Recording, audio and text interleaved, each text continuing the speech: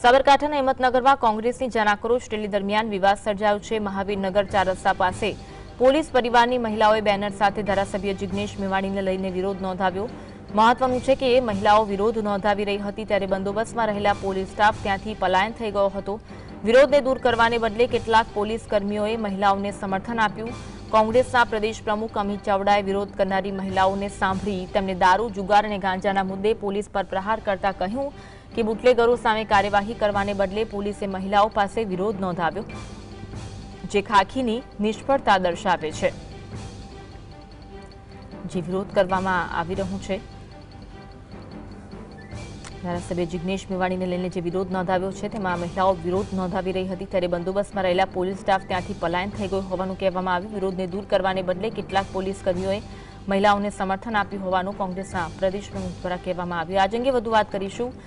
સંવાદદાતા જુગનુ અમારી સાથે જોડાયા છે। જુગનુ, જે એક તરફ વિરોધ થઈ રહ્યો છે તેની વચ્ચે કોંગ્રેસના પ્રદેશ પ્રમુખ અમિત ચાવડાએ કહ્યું છે કે વિરોધ કરનારી મહિલાઓને સાંભળી તેને દારૂ, જુગાર અને ગાંજા મુદ્દે પોલીસ પર પ્રહાર પણ કર્યા હતા। શું કહેવું હતું તેમનું?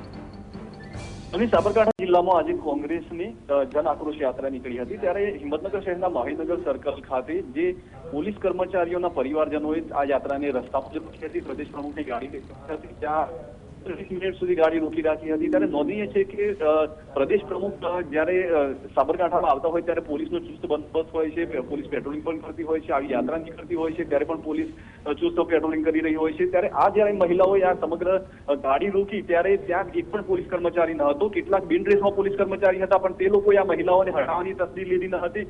કોંગ્રેસના કાર્યકરોએ આ મહિલાઓને ત્યાંથી હટાવવાના પ્રયાસો કરવા પડ્યા હતા ત્યારે પોલીસ પોતાની ફરજમાં બેદરકારી રાખી હોવાનું દેખાઈ આવતું હતું। પ્રદેશ પ્રમુખે પણ કહ્યું હતું કે દારૂ, જુગારના અડ્ડા બંધ જે પોલીસ નથી કરાવી શકતી તે પોલીસ મહિલાઓને આગળ કરી અને આ રીતે ગાડીઓ રોકાવી રહી છે। ત્યારે આ સમગ્ર મામલે ફરી એકવાર નવો વિવાદ શરૂ થયો છે। જી અન્વી। જી, આભાર માહિતી આપવા માટે।